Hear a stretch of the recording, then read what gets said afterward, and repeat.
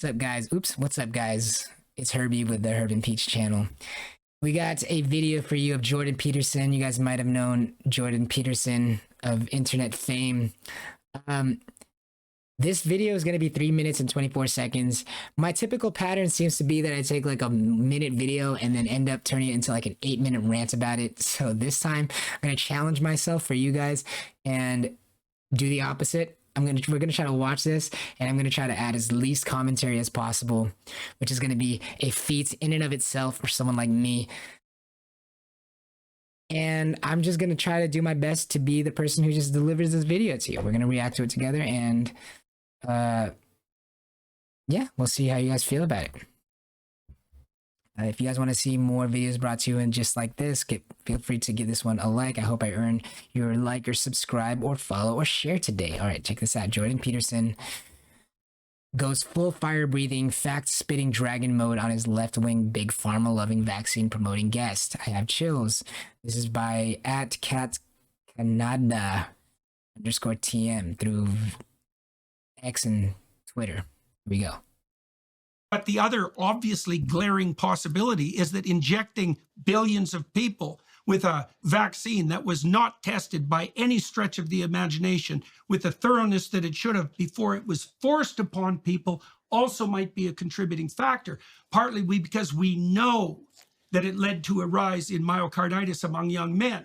And we also know that there was absolutely no reason whatsoever to ever recommend that that vaccine was delivered to young children. Whose risk of death at COVID was so close to zero that it might as well have been zero. When you're talking about a disease, the risk of death isn't the only thing that you worry about for the disease. Also, so you're going to talk about transmission? Because that was another thing that the COVID vaccine pushed. Yeah, but it didn't do anything to transmission. It absolutely did, because it decreased your chance of getting infected. It didn't destroy, it didn't get rid of transmission, but it reduced transmission. Yeah, but it was claimed that it would get rid of transmission. Only if you take one reading of one single quote. I think that Biden said one time where he said, no, come on. Biden one time on the news says, if you get the vaccine, you won't transfer the disease. That is so silly. Which was it? No. Do you know that our Prime Minister in Canada deprived Canadians of the right to travel for 6 months because the unvaccinated were going to transmit COVID with more likelihood than the vaccinated?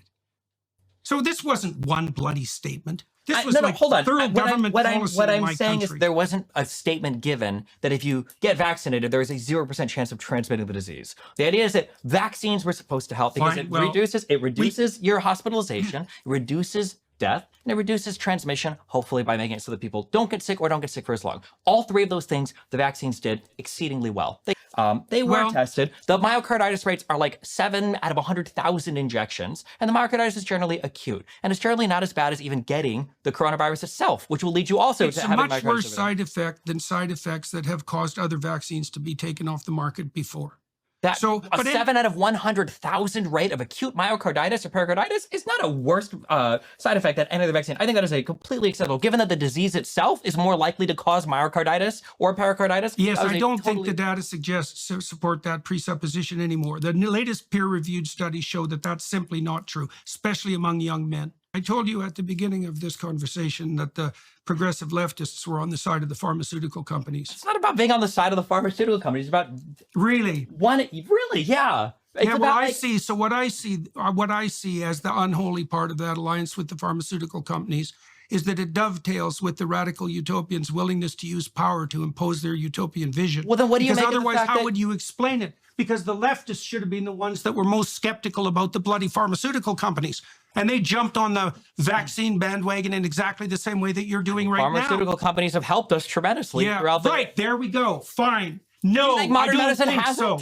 No, I don't think so. You're just wrong. I think they're utterly wrong. I see. So you don't think that the pharmaceutical companies who dominate the advertising landscape with 75% of the funding are corrupt?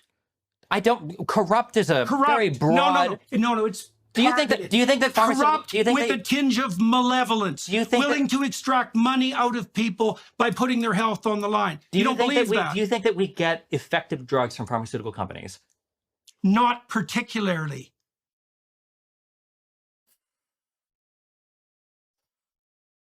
Bro.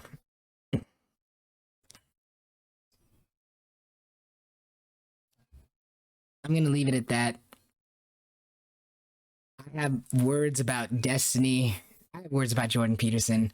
I have words about Destiny, which is the guy who was sitting there, which is why I like looked at you guys when I saw who the guest was. Maybe a conversation with this would be better for a whole video of itself. But for now, I will just leave you guys with that. What do you guys think? What do you guys think about this video? Let me know in the comments. Give this a like if you want to see more videos like this delivered straight to you from the Herb and Peach channel. But either way, I want to thank you guys for joining us today. Thank you for visiting this channel, watching this video. We'll hopefully see you again soon. My name is Herbie, and this is the Herb and Peach channel.